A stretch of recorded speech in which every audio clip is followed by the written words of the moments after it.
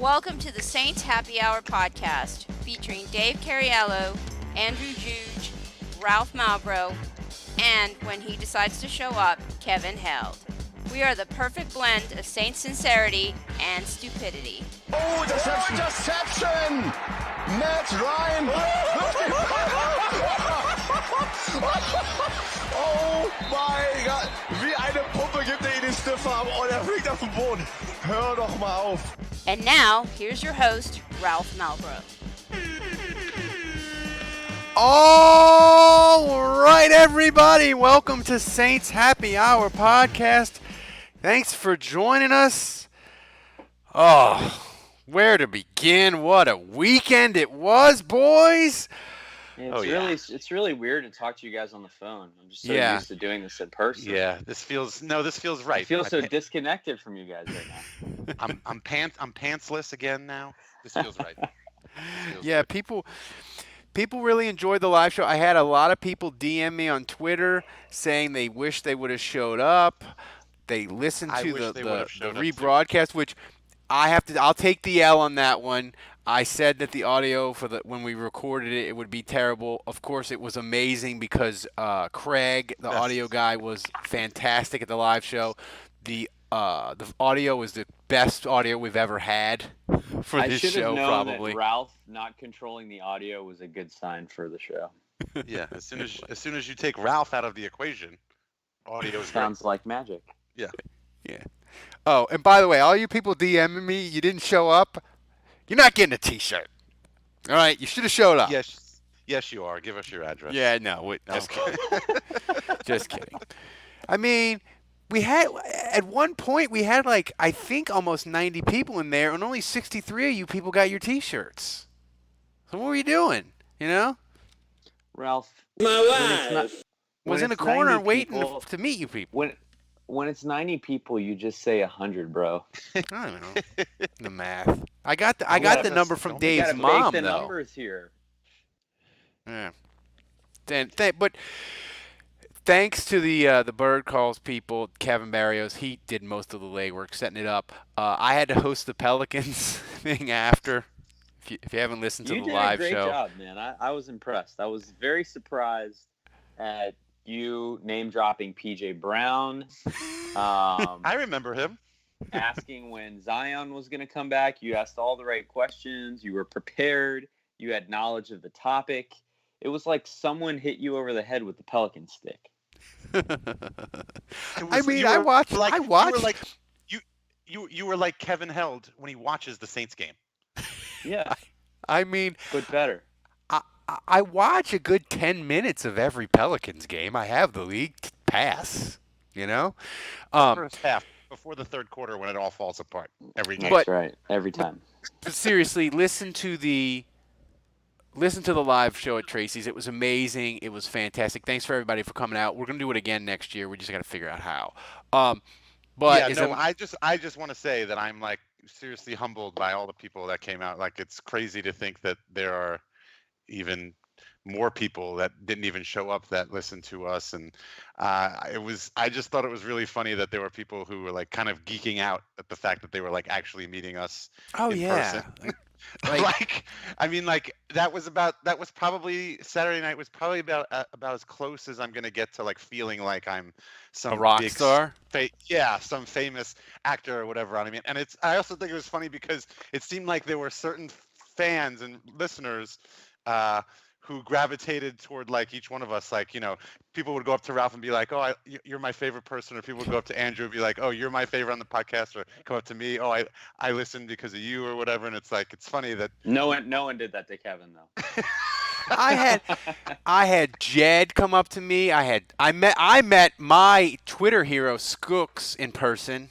I tweeted. I was like, I met Skooks. I can die now. It's fine. Isabel, one of the great patron spotlights we've done, she showed up and I took a picture with her. I look like a hostage in the picture, of course, but it was very nice to meet her. It was just fantastic to meet everyone. Well, that's the funny thing is, you interact with all these people on Twitter and on social media, and they're kind of and maybe you have a picture of them if they put their picture on their profile, but it's this faceless interaction. It's kind of non-human interaction.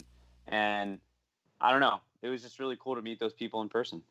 And I like the fact that Dave had the shy Tuttle socks. He wore the sunglasses like a rock star the whole time. It was just didn't want everybody to know how drunk I was. I drank right up into the point where I was like, I need to stop, because I was just doing Jack and Coke alternating with Jack Daniels over ice. But as fun as Saturday night was, last night, Dave, might have been even better. I can't believe Drew Brees. I'm gonna say, last night might be his, I don't know, Sistine Chapel of Saints game. Was it his best performance ever as a Saint? I mean, I think you could. I mean, I have a few things to say about it. I mean, first of all, Drew Brees is the greatest quarterback that's ever played in the NFL. Fuck the Tom Brady shit. Tom Brady is only considered great because he's won so many Super Bowls. Well, football's a team sport, and he won a lot of those Super Bowls because he was on a great team. You put Drew Brees on. I'd like to see Brady play with those some of those defenses we had. It's good to be a king. I mean, as far as being a quarterback, as an individual, as a pure passer, it's not even close that Drew Brees has way more athleticism and talent, in my personal opinion. He's the best decision maker. He's the most accurate, and I don't see how. I get the rings thing, but it's, again, that's a team stat. Super Bowls are team stats. They're not individual performances. I mean, he's got the most passing yards in his career, most passing touchdowns in his career, most passes completed, most passing yards per game, highest completion percentage. These are all touchdowns consecutively in games, right? He owns all of these fucking records. And he's still playing, and he may still play, and he will probably play past when Brady plays. Now, the other thing about the record, which I don't know, I haven't heard anybody else talk about this, but I mean, think about this: if Brady and Brees play into next year and play next season, which I'm assuming they probably are, we could have a situation where they're like going back and forth like throughout the season, and it's going to be like a race to see, because people will be saying, well, this could be the last season for both of them, and we could have like a Mark McGuire, Sammy Sosa thing going on where we're watching every week to see where each quarterback is and what they're doing, to see who's going to finish the season or in the playoffs with the most touchdown passes. Well, here's the thing, though. I feel like, unless New England gets their offense fixed, like, Drew Brees is going to pull away because Andrew, he's got Michael fucking Thomas, and the only reason they're close anyway is because Brees missed 5 games this year. And I watched New England as my wife was driving me back to Houston. I watched them versus Cincinnati. Their offense is like a constipated toilet.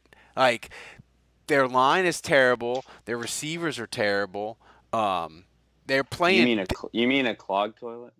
Yeah, clogged toilet, constipated toilet. Maybe combine two things. You can be constipated or on the toilet. But they play that corner, Gilmore. They play him at wide receiver, man. Sometimes, but I think Brady's going to pull away from it. But Dave. But to go back to your, was it his greatest game? I don't know. I mean, that's the crazy thing about this. Is it's almost disappointing that he had this, because obviously what we just led off with the record for most touchdowns in his career, but we're burying potentially the lead here, and we're not talking about the 29 for 30, what was it? Yeah. The 98, what was the final completion percentage? I mean, I know he missed one pass, but he set a game record for being an efficiency record. Yeah. That's what I was going to say. I've dropped this line 3 times, and I'm going to drop it again because I just think it's the most hilarious thing. This is the most typical Drew Brees thing ever, and this is why he's not human and he's the greatest. On his way to breaking an NFL record, he broke an NFL record, a different one. 96.7. I mean, it's fucking. I mean, like, it's fucking crazy to think that, like, and not many people are going to remember that part of it because the bigger moment was the passing touchdowns, and it's just like I wish he had just done that in another game so we could all have a whole week to talk about holy shit how he went 29 for 30 or whatever the hell it is. I mean, that's incredible, and part of that obviously has to do with Mike Thomas. I mean, yeah, you know, he's He's going to break the record. He's going to break the catch record in Nashville this week. Oh yeah, for sure, he's doing it. But isn't it great that we went into that game all juiced, all excited? Like, Drew needs 3 touchdowns to break this record, and little did we know he wasn't going to just break that record; he was going to break 2. Yeah, no, it's crazy. How I don't understand how he's aging like fucking fine wine. Like, he's only getting better. I don't understand it. I mean, these last 2 seasons have been some of his best work. Well, I mean he was on the injury report with a elbow, by the way. I know. 7 years ago, in training camp, every year, for 3 years straight, he'd give the reporters a soundbite about how he wants to play until he's 45. He's now 40. He's only getting better, and we used to laugh about it back then. We used to say that's not even fucking possible. That's a joke. And here we are, and it's like. That's totally within the realm of possibility. It's totally, and he could be 45, and he could be, who the fuck knows what the hell he'll be doing at that point. I mean, he might be levitating above the offensive line to throw his fucking passes. I mean, he's only getting stronger. Well, the other thing is we all know that who makes the Pro Bowl and who doesn't is all nonsense. Encompassing. And it's the most true form of evaluation in the history of the NFL. But Tom Brady did not make the Pro Bowl this year for the first time since 2008. But you know who did, despite missing almost 6 games? Drew Brees. Yeah. Just saying. I mean, I hate to be a prisoner of the moment because, initially after – the 49er game and the Colt game, they're averaging 40, and I wanted to say, Andrew, I was like, that offense is averaging 40, and last year at this time, the offense was coughing and wheezing, but then I remembered they played Pittsburgh in clenched home field. They scored 31. Drew Brees threw for 300 yards. Like, am I a prisoner of the moment, or when you look at this offense, is it clearly better than where it was at this time last year? Oh, I think the Colts were exceptionally bad. But we'll get to their offense in a section. Their offense I'm talking about the defense, though. I think defensively, they just didn't have the guys to cover the Saints. And they didn't have the pass rush, really. I mean, I thought the Saints' offensive line, honestly, didn't even play that well. They looked banged up. But, it didn't matter. Brees was torching them because they couldn't cover Jared Cook and they couldn't cover Michael Thomas. And, the bottom line is at least, 2 weeks ago they played the 49ers, who were the best defense in the league, according to everyone. And they put up 40, whatever. And, then they play a bad defense and they light them up. I mean, that's what a good offense does, is they light up a bad defense. Now, do I expect them to go into Tennessee in cold weather and put up 35 plus? No. I think every matchup is different. I looked at Tennessee today, Andrew. I kind of do. Tennessee's got a lot of problems. We'll get to them later. Yeah, but I think the bottom line is that football is a game of execution. It's a game of momentum, and they have that right now.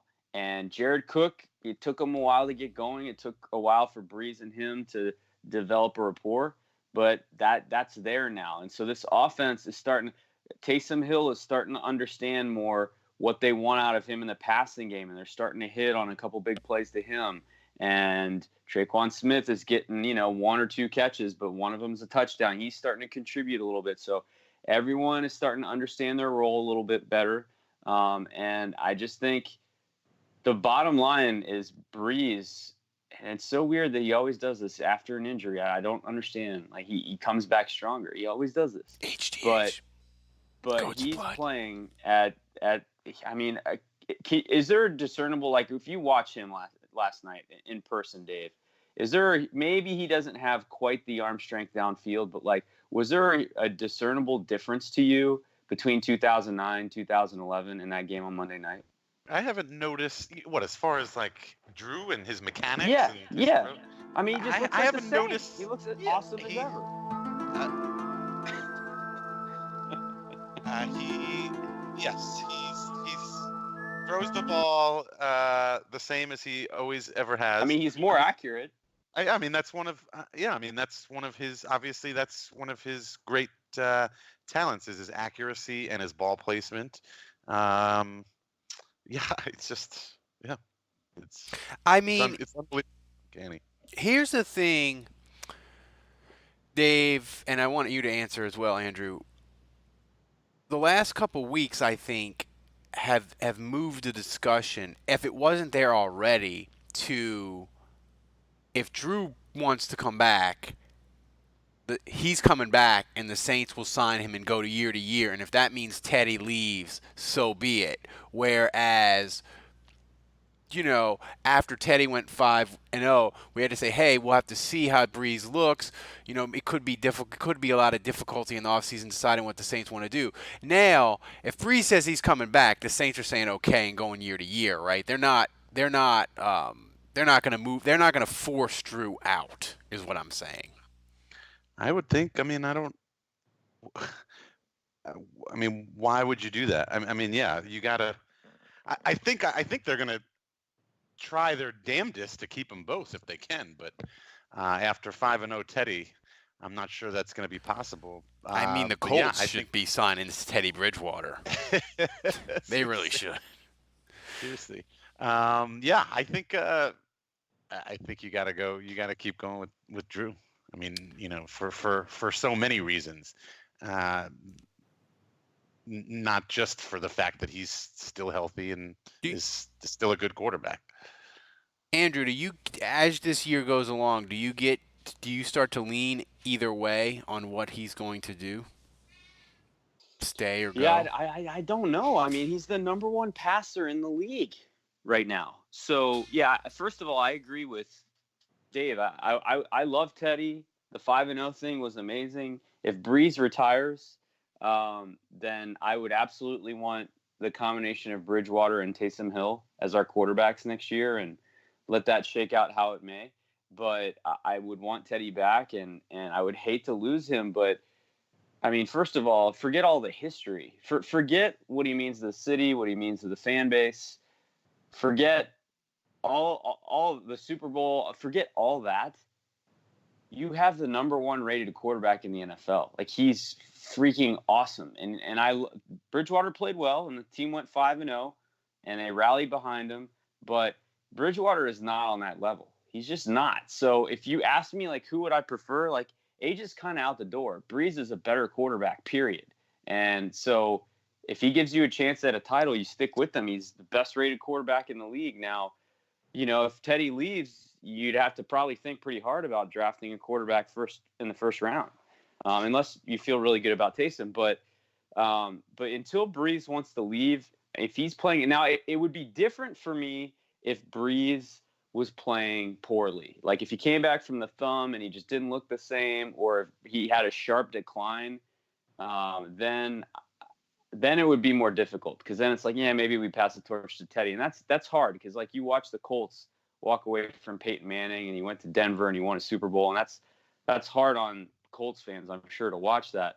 But I think the way it is, man, there's no way you walk away from Brees right now if he wants to keep playing. Now, the one question in my mind, I tend to think he keeps going, but if he wins a Super Bowl, that would be a great way to go out. So that's where the Super Bowl thing is the trump card. I feel like if he wins, there's a chance he walks. Well, and the other thing is too, Super Bowl aside, I know this is crazy, but I don't think it would.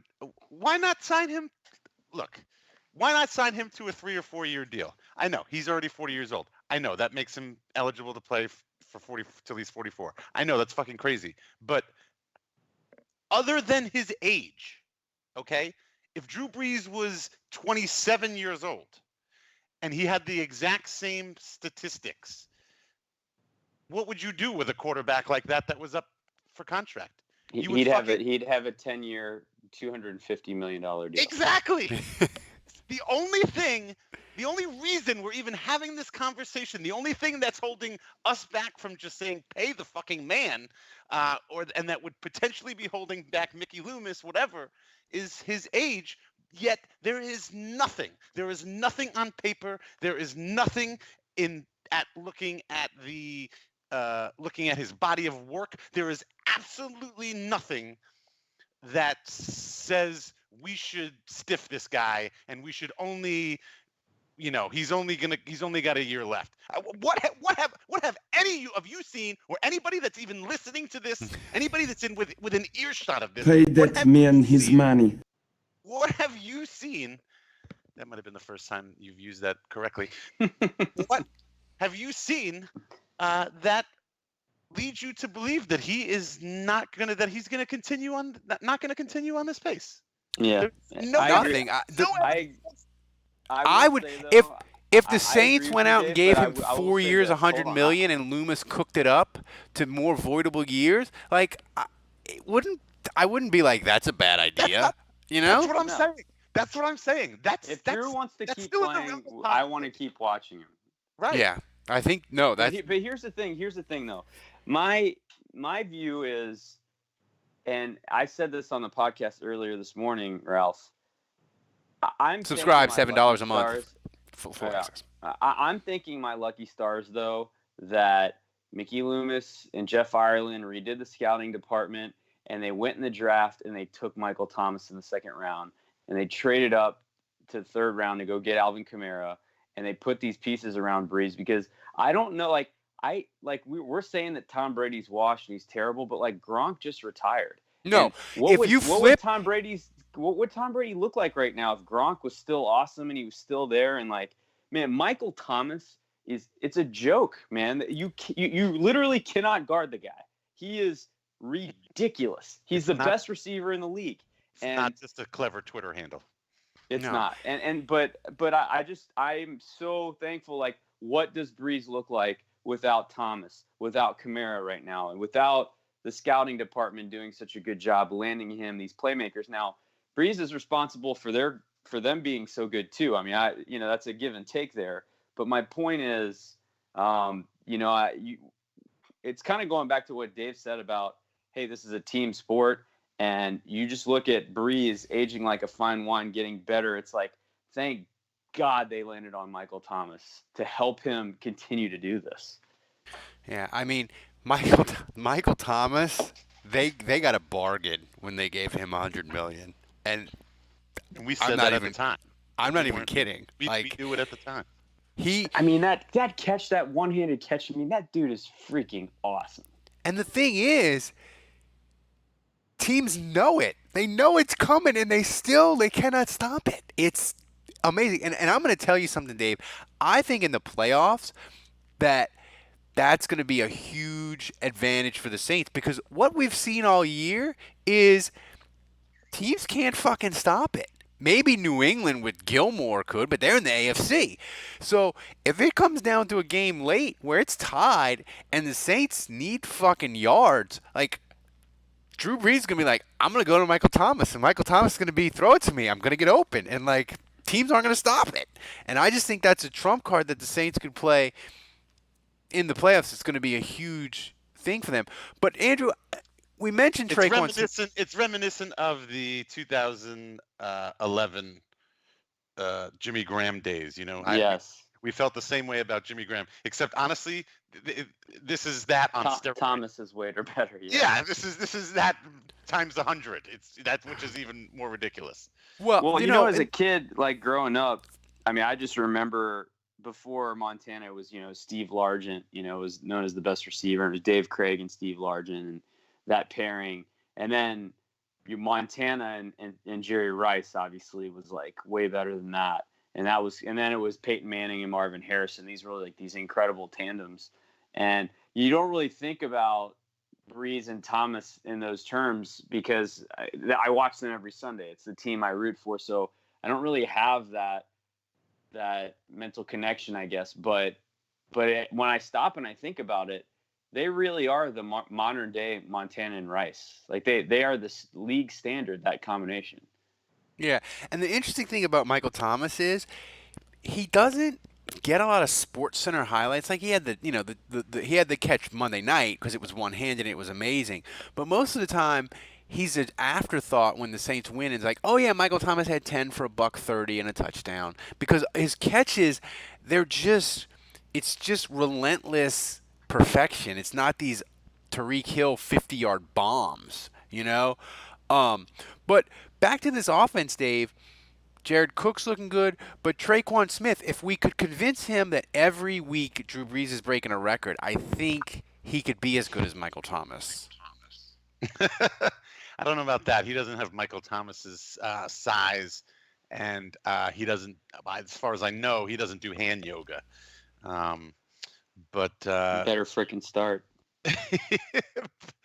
But yeah, it's nice to see him coming along a little bit. Especially now that it's getting late in the season and the playoffs are coming up. So he should have had the record-breaking touchdown. What course. A bullshit call that was. I loved how in Peyton's post-game press conference he sarcastically said, he referred to it as a good call. He was like, "Yeah, that was obvious pass interference. So that was a good call."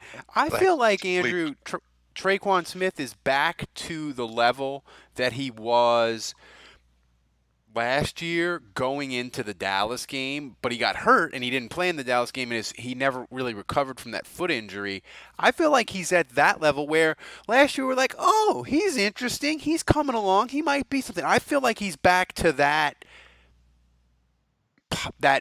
I don't know if you call it good, but possibilities of being good. Yeah, and he could have had a bigger game too. I mean, obviously he had the second touchdown that was wiped off.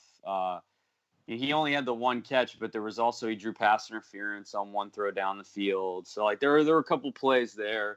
There was the bomb to him on the free play on the offsides, which actually was good coverage, and he didn't make the play there. But so statistically, it just said like one target, one catch, but his game was different than that. I'm still looking for more consistency from him, but the good sign in that game when I watched the tape was there were several plays where he was wide open. And Brees didn't throw it to him because Michael Thomas and Jared Cook were too. So like there were plays where like sometimes I watch Traquan Smith and I just like I'll go a whole half and I'm like, dude's not freaking open, And so that can be more alarming where it's just like, is this the light ever going to come on? Is this guy an NFL quality receiver? But in that Colts game, I saw him frequently like, oh, Brees could have gone there. In fact, he was less covered than Michael Thomas. But Brees was still going to Thomas anyway, and it worked. I mean, obviously he was 29 of 30, so no judgment, Drew. But in that game, I just feel like statistically, if Brees wanted to go his way, he could have more. Before we get to the defense, Dave, Michael Thomas, 150 catches. Can he get there? What is he at now? He's at 130. Yeah. 3. Yeah, I mean, I think we 10 catches a game is like routine. Right. I think we talked about this a few weeks ago, and we were like, well, he pretty much averages 10 catches a week, so that would have gotten him there at that time. And we've got 2 games left? He's got to get 17 in 2 weeks to get to 150. He'll have 20 at least for sure. And what's the record for most catches? I think he needs 11 to get the record, right? Yeah, he needs 11. He might break that next week. Yeah. So yeah, he's going to get there for sure. Andrew, the Saints held the Colts to 7 points. But how much of that was the Saints defense and how much of that was the Colts offense, specifically their quarterback, being fucking atrocious? I did not realize Brissett had fallen off that much. I thought he was like an average quarterback. He is nowhere near that. Well, he was good early in the year. He had some good stats. Yeah, but not last night. He was not. I don't know what happened to that guy, but so last night obviously I was watching the game closely, but I was drinking and I was with my cousin, and it's just like, it was a celebration. So I didn't fancy wine. Yes, I was. I mean, fancy champagne. Yeah. But so I was watching the game, and to me, like, he looked bad in person, but when I went back and watched the film today, like it was not pretty. I mean, he looked like when Cam Newton looks really bad and he can't hit the broadside of a barn. That's what it looked like. I mean, he was missing guys all game. His accuracy he was way off. And he seemed determined to get a completed pass against Demario Davis and was unsuccessful. Yeah, that was weird. It's like every third down, he'd be like, all right, let's find Demario Davis. And it's like, nope, it's still not working, buddy. Maybe try P.J. Williams and Eli Apple like everyone else does. That seems to work. But give the defense credit. They had like 47 yards on 19 carries or something. So defensively, the run game, that was back, which was nice because against the 49ers, they gashed us on the ground. And so that's been the Saints defense's calling card, is stopping the run. So at least we saw that. That was a really good sign. But the pass rush still makes me nervous. They only had the one sack. And honestly, that one sack just came because P.J. Williams blitzed and they timed it well. But I don't know, like not having Davenport and Rankins, I think pass rush is going to be tough to come by. They've got Chauncey Gardner-Johnson. So nice they named him thrice. He's like their new leading rusher. He spends half the day in the backfield. He got concussed though. That's not good. Whatever. But Jared Cook got concussed. He didn't even miss a game. Did C.J. Gardner-Johnson, did he play well enough in that game to signal the end of Von Bell as a Saint? Ooh, that's a good question. Probably. They can't pay everybody, and if you got to pick one, I want them to pay Onyemata. I feel like defensive linemen are harder to find than safeties.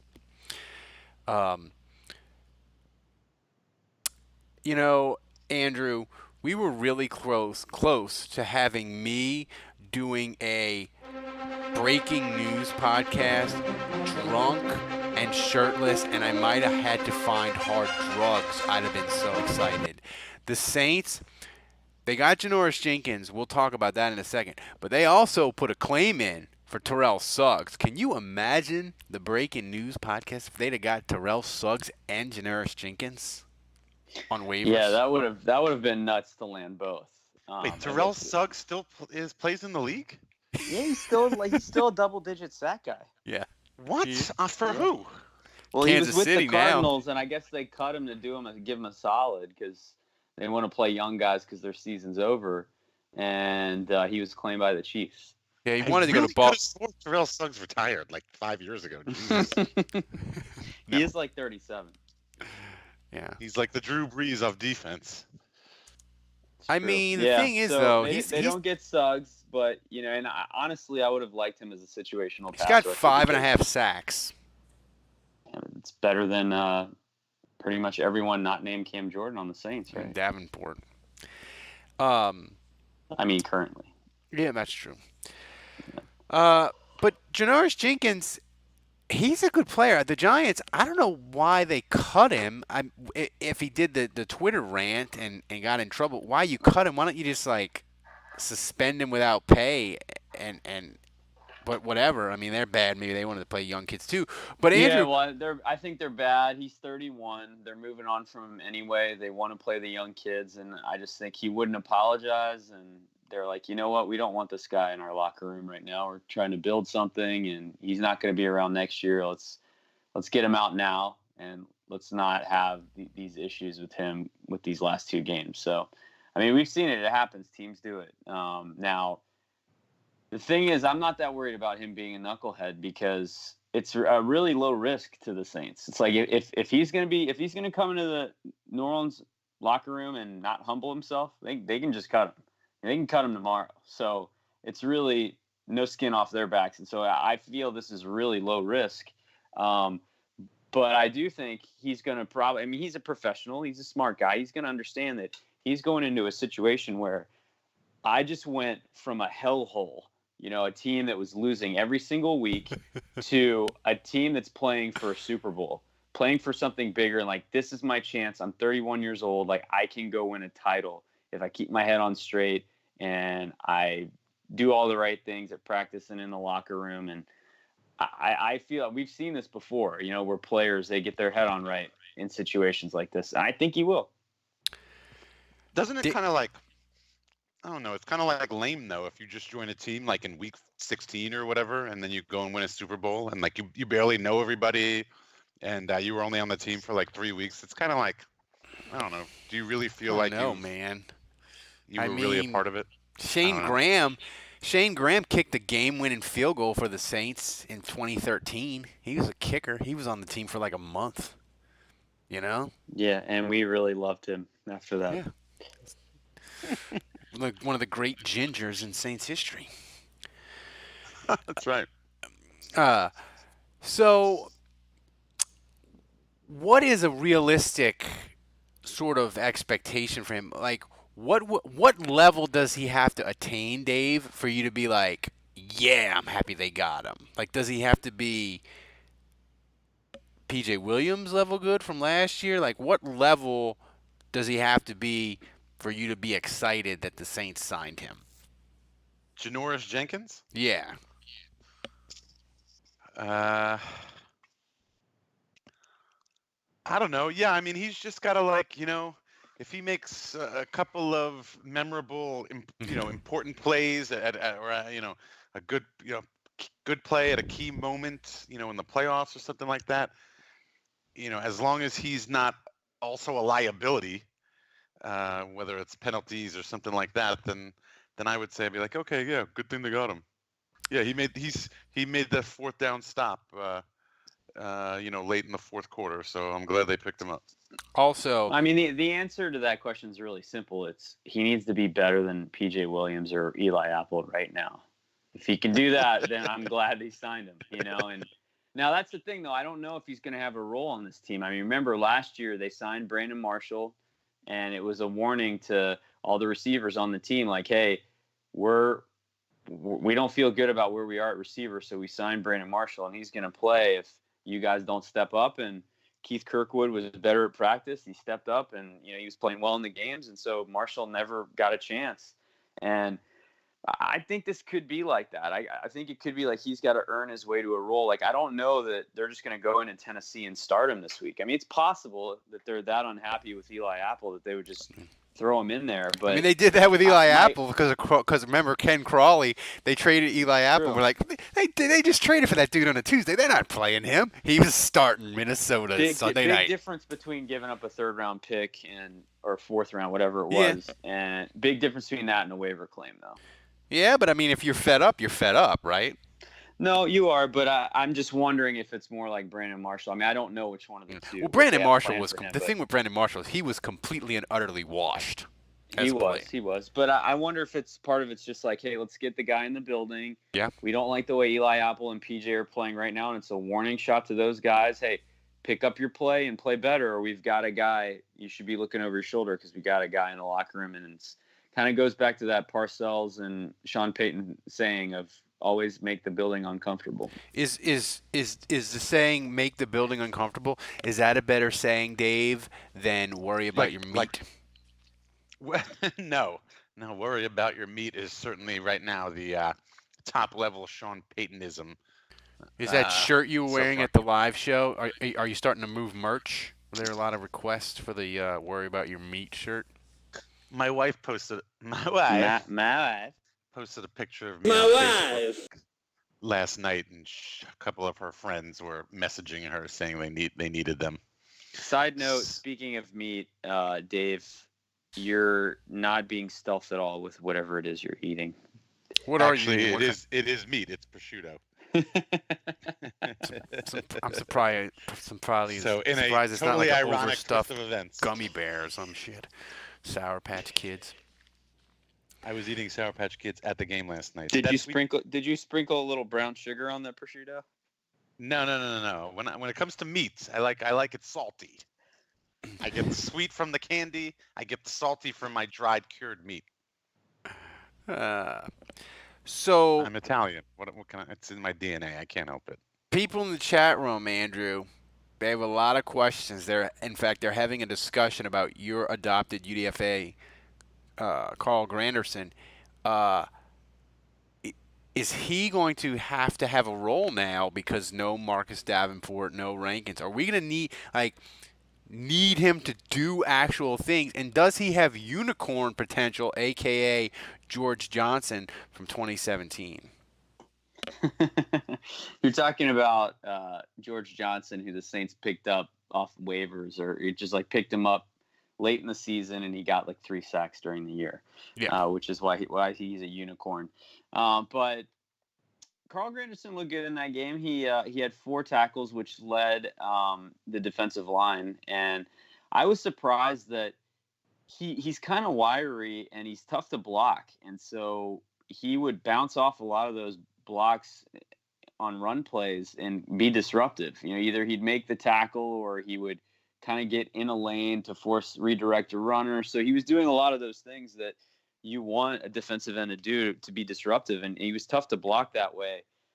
He doesn't have great technique pass rushing, so you can just tell, like, once a guy gets hands on him, it's kind of over, and he doesn't have like the natural bend, but he's just a really good athlete. So he's really unpolished, but you can tell why the Saints really liked him.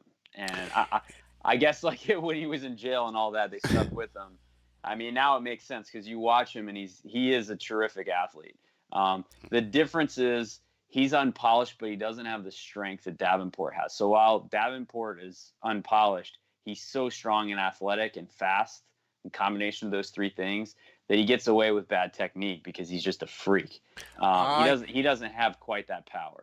The dream scenario for me is in the first playoff game, he has like 2.5 sacks, and then the national media gets interested in him, and then they realize about his past, and they start asking the Saints questions about it, and the Saints, being the dicks that they are like, you only care about that now because he's good. He's been with us for however long, and you haven't asked that question all year. Go fuck yourself, and that'll just make the media madder. And then the video surfaces. Yeah, unless the video of him doing something horrible surfaces, but hopefully that wouldn't happen. But I'm here for it. But here's a question from I can't wait. I can't wait for my next UDFA son to be a Pro Bowler next year. I should have picked Deontay Harris. Damn it. We're doing this again next year, by the way. Yeah, absolutely.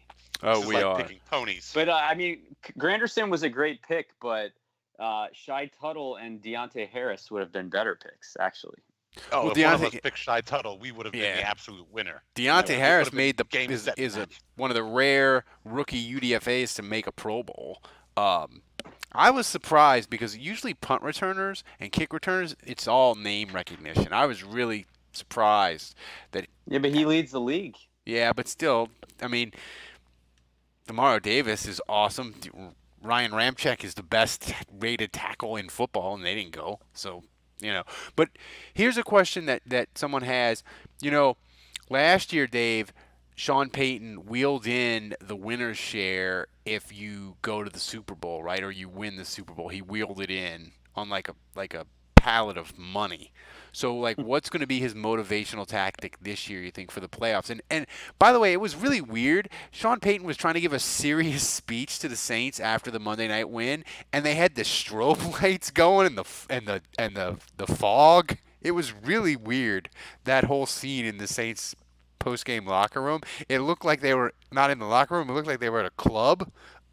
Which I'm here for, but it was just weird. They did that last year, didn't they? Yeah, but you never saw Sean Payton trying to give a serious speech while the lights were going. They always did all the speech stuff and then kicked on the lights. It was like a bad scene. It looked like a scene from Every Given Sunday that they cut out because it was just too ridiculous. To answer your question, Ralph, what are they going to do? I don't know if I said this before. Maybe we've even had this talk last year, but I think what Peyton's going to do is he's going to get a cardboard cutout, like a life-size cardboard cutout of Gail Benson, and then you've seen Major League, the movie. Oh my! And then so like every win that the Saints get from here on out to the Super Bowl, they rip a piece of Gail Benson's. Yeah, but in Major League, they hated off. the owner. They love Gale. Wouldn't yeah, no, but it's just fun. Ralph, wouldn't it be like the ref? Wouldn't it be like Bill Voinovich? You're ruining this, Ralph. Like the ref? What? Like instead of like every win, they put like a target on them, or like, you know. Not even close to as funny as my idea. No, it's not. which actually wasn't even my idea. It was a movie. It was in a movie. Gale wants to move the team to Miami. Have Peyton screaming about meat at a ref effigy on fire. I wonder if Sean Payton has trademarked worry about your meat, and Dave's in some sort of violation as he plans to profit. I wonder what happens if you type "worry about your meat" in the Pornhub search. Oh search my box. God! Somebody in the chat room do this. I can't contaminate the new computer. I gotta keep it clean as a whistle. Somebody do that in the chat room and tell us what you find. That's totally on brand for our podcast, though. Asking our listeners to go to Pornhub and type in "worry about your meat" and tell us what comes up. No comment.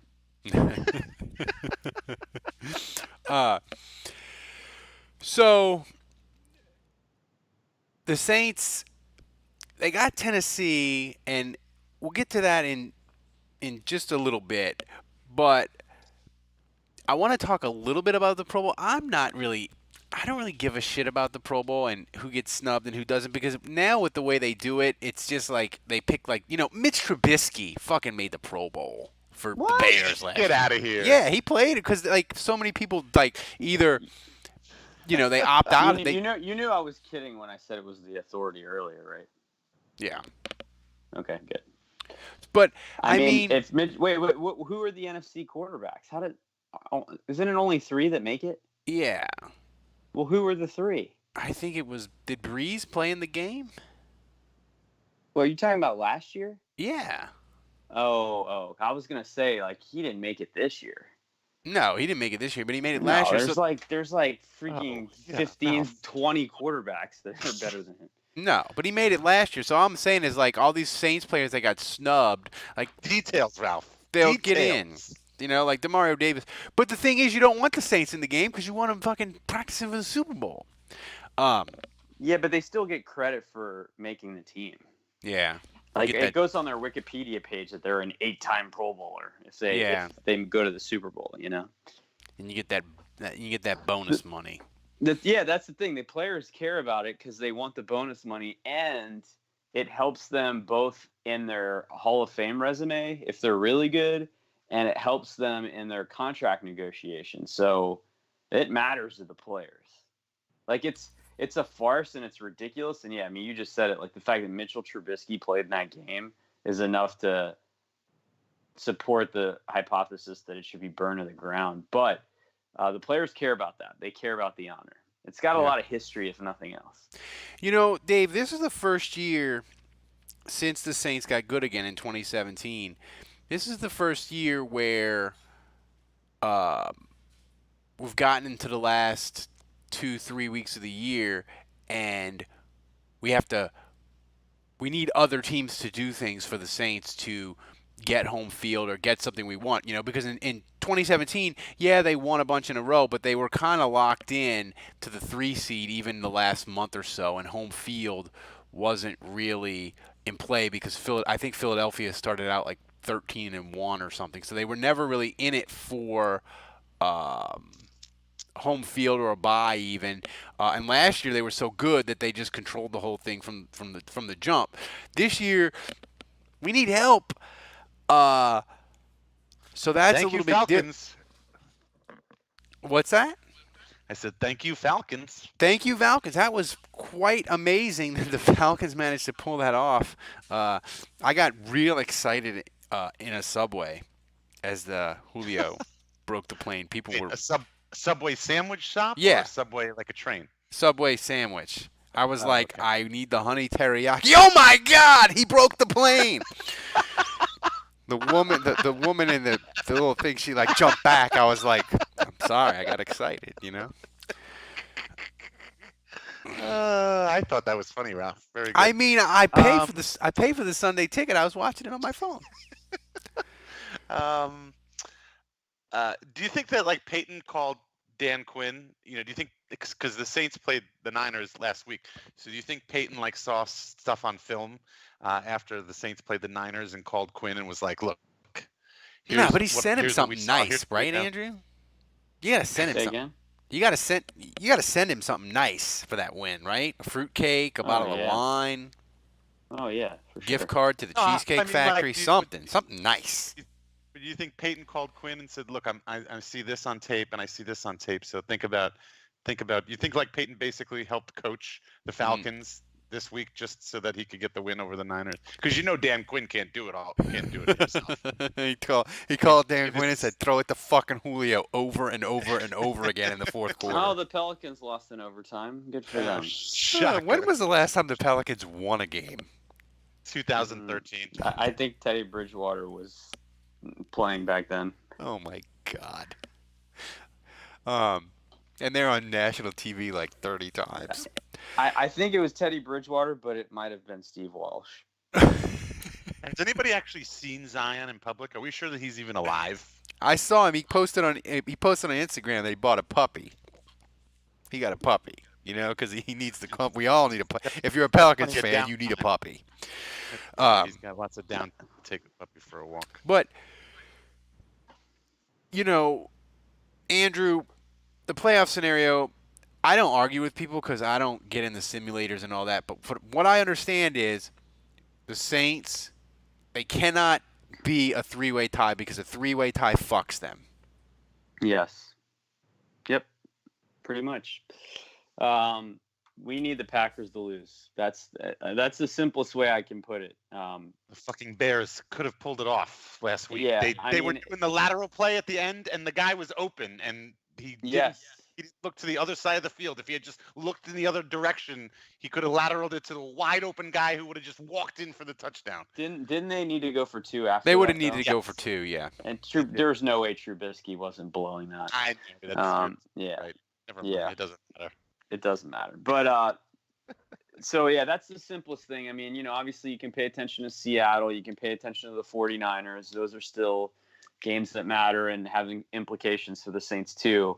But it's really the Packers that we want to lose. If they lose, and you know, they'll have pressure on them going into Minnesota. Minnesota still has a chance to win that division too. So Minnesota wants to win, and Minnesota's playing well right now. They'll be at home.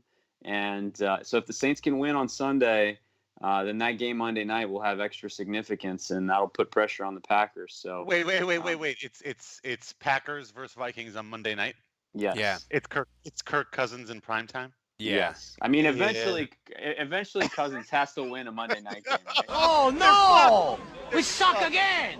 He sucks on primetime. But Dave, look at the bright side. He's got to win eventually on a Monday night, right? That's like when you flip a coin 9 times and it's heads and you say it's got to come up tails this time, right? Because it's already coming. It doesn't matter. It's a 50-50 shot every time. So with Kirk Cousins, you've got like a 5% chance of winning on primetime. It doesn't Joey matter says no whether Delvin he's due Cook. or not. Ugh. Fuck, we're fucked. And then what? And then the Packers have the Lions? The Lions are such trash. The Lions are the only. I understand that, but we have a better chance of the Lions at this point with Kirk. Forget it. The whole Monday night thing. If this game was at noon on Sunday, I would say, yeah, the Vikings can win. But Monday night, forget it. Fucking forget it. Tom says darkness is the Cousins' kryptonite. The nighttime. Yeah, true. She's got a point. He's like the opposite of a vampire. Well, on Saturday you got Rams Niners. So and no Dalvin Cook. That's right. Forget it. Fuck. Come on, Lions. We kind of want the Rams to win that. Although Goff Goff hurt his thumb though, so you might get Bortles. Wait, is he questionable to play? No, I think he's fine. I think he's going to be okay. Okay, now, so let's say the Saints get the 3rd seed. So that means they've got to host a game in the wild card round. Do we know? We don't know whether that would be on Saturday or Sunday, correct? Correct. Correct. But the opponent would be Vikings or I guess the Rams are still sort of in it. No, I'm not concerned about I'm concerned about well, it could be Vikings. It could be Vikings or the Niners. It could be the Niners. No, because they either the Niners would be 5. The Niners or Seattle would probably be 5 because if the Vikings don't win on Monday night, even if they win the final game, that still only gets them to 11, right? Right. So that would still make them 6. Yep. So it's I don't know, Dave. I don't know how I'd feel about the Vikings. That would make me. I don't know. That's a lot of playoff. Scars. I am really nervous that the Packers are going to win out. Yeah, and they're going to be playing in Skull, baby. Yeah, stupid Detroit. They fired Jim Caldwell, and now they hired a Patriot person to get them the Patriot way, and now they're back to being the Lions. Jim Caldwell got them fucking to 9-7. They should have been happy with it. So, I mean, is there a preference of a team you want, Andrew, in the playoffs, or you can't? You haven't figured that out yet. No one scares me in the NFC. I mean, it's not like I'm saying the Saints are better than everyone. They're going to destroy every team. I'm not saying that, but I just think they match up well favorably with all those teams. I think they can win. They can beat Minnesota. They can beat San Francisco. They can beat the Packers. They can beat the Seahawks. So, and they can lose to any of those teams too. So they'll have to play well. But I mean, obviously, what I hope for more than anything is I just care about being at home. And everyone's real worked up about Green Bay, like going to Green Bay. That actually doesn't scare me that much. Going to Seattle, like it's not what it used to be. Like I don't want to go there because it just then Drew is limited in what he can do, and I'd rather Drew be in a dome or in San Francisco. But I think if it became a game of ground and pound and tackling well and stopping the run because the weather's terrible, I still think the Saints are built to be able to win games like that. Yeah, I mean, Green Bay, they win, but they do not. Like, I look at them and I'm like, they're not that impressive. Like, you look at their wins, and their wins, they don't have like a bunch of great wins. You know? Yeah, but God, I mean, I don't know what Janoris Jenkins is going to look like, but Aaron Rodgers or Russell Wilson against the secondary with no pass rush. It could be dicey. It could be very dicey. Speaking of dicey, the Saints go to Tennessee. They are a 1-point favorite. But before we get to game picks, go to mybookie.ag. They have the best online gambling site anywhere. If you're like me and you like to bet money lines, Falcons, because it helped the Saints, you can do that. You can bet in-game fantasy. You can bet second half lines if your first half bet doesn't look so good and you want to try to chase a bad bet. You can bet a second half line. You can bet a first half line. MyBookie, you bet anything you want. And right now, 100% sign-up bonus. Use the code CHAIR. 100% sign-up bonus. Put in 200, you get 200 to play with. Go to mybookie.ag, use the code CHAIR, and get 100% sign-up bonus. MyBookie, you play, you win, you get paid. Terms and conditions apply. Dave, I look at this line for the Saints in Tennessee, and it just begs you to take the Saints. Saints are a 1-point favorite at Tennessee. That line looks really, really weird. Who you got? Saints are a 1-point favorite. Yeah, that does. I mean, that's practically a pick 'em. Well, you know, Drew Brees is the number 1 rated quarterback in the NFL. You know who number 2 is? Ryan Tannehill. Yep. Yeah. Yeah. I mean, the Titans have been playing pretty well as of late, and the whole Ryan Tannehill thing is pretty funny. He's been playing pretty damn well since he's gotten out of Miami, and they've given him a chance in Tennessee. Obviously, Derrick Henry, too. I mean, Tennessee's not a terrible team, but again, the Saints are on another level at this point. I think it's this late in the season. We know who the bad teams are. We know who the good teams are, which I would say the Titans are, and we know who the great teams are. And I think the Saints are one of the great teams. What's the weather going to be like on Sunday? 50s and sunny, 10% chance of rain. That's fucking perfect. That's fine. That's not that cold at all. I think I don't know if it's going to be a blowout like we just saw last night over the Colts, but I really think the Saints should be able to take care of business here. I'm not too worried about it. Again, I'm honestly more worried about getting a little help from the other teams, especially like you said, the Packers. But I'll say Saints. I'll say Saints 32, Titans 17. Ooh, that's kind of a blowout. Who's MVP? And I'm gonna say, I'm gonna say Deontay Harris. We're gonna see him run one back. That's a good call. Yeah. Andrew, save that audio in case he does, so Dave can blow it. Who you got? I'll remember. Yeah, I know you will. So I think this could be an ugly game. Like I think this is going to be one of those where like kick the field goal, please God, Will Lutz make this, get out of there, run straight to the airport, and just never look back. And I think I feel like these Titan games often are like that. I think we're going to be surprised that points are a little tougher to come by. And it's not that the offense is going to be bad. It's just that I think they're going to feed Henry, and they're going to have these long, methodical drives. They're going to take 8 minutes off the clock, but then the Saints will stop them, and it'll be 3-0 Titans. It'll be a game like that. And I just think Will Lutz is going to hit, a 47-yarder at the gun. Saints win 20-18. I think it's going to be a game like that. And we're going to be charged. Some fans are going to freak out like, well, if we can't beat Tennessee easily, how are we going to beat any of these other teams? Like, there's going to be that. And then Ralph Ewan will be like, oh, my God, I can't believe they escaped with a win in advance and survive. So I think it'll be like that. I think the Saints will win. And so I think they cover. Yeah, no, that's an interesting point.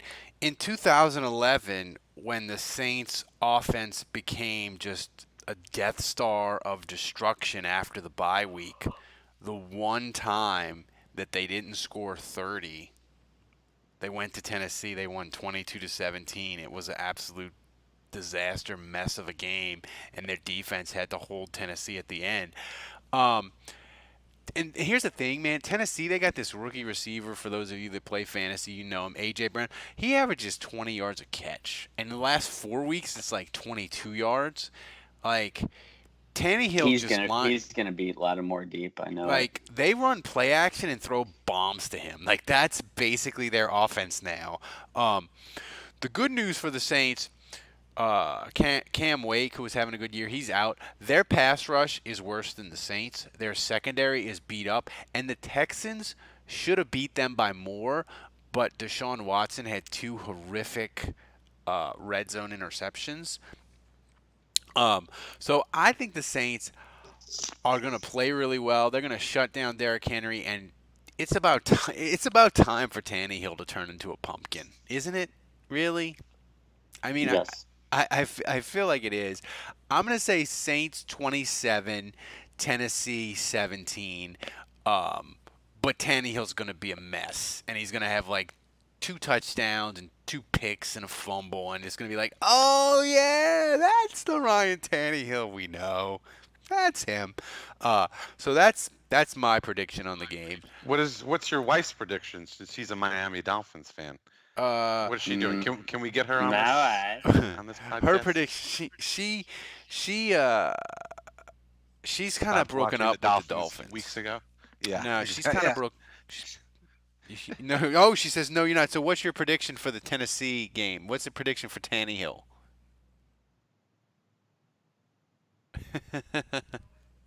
She says you know everything. You make the call. She's upset. It's not my fault. The Dolphins are terrible. Does she want Tannehill to succeed?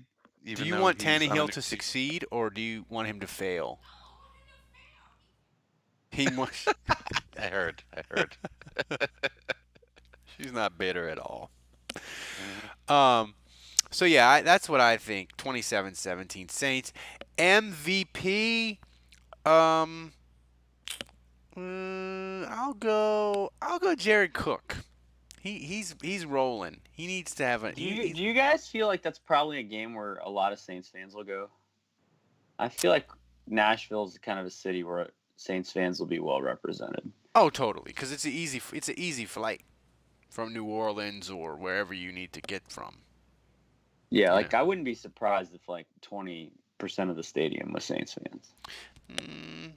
Yeah, maybe 10 to 20. I think that's fair. That's a good call.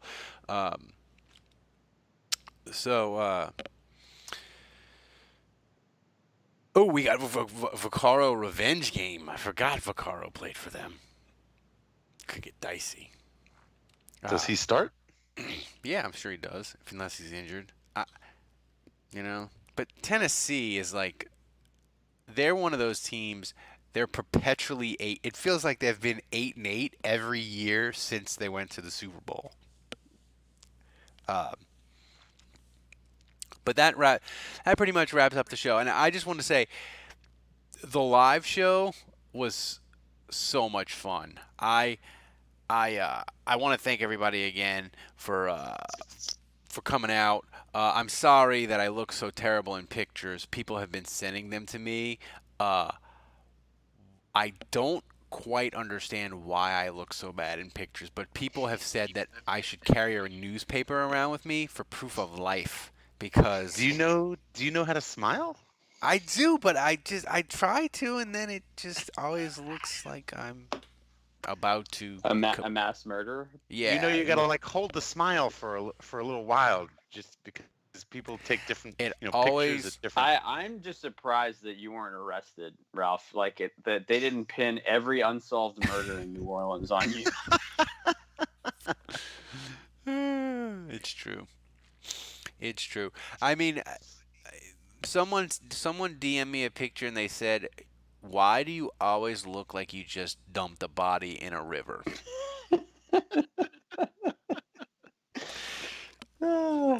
Yeah, you kind of look like that, yeah. So, but anyway, thanks a bunch, guys. We appreciate the live show. Subscribe to the podcast.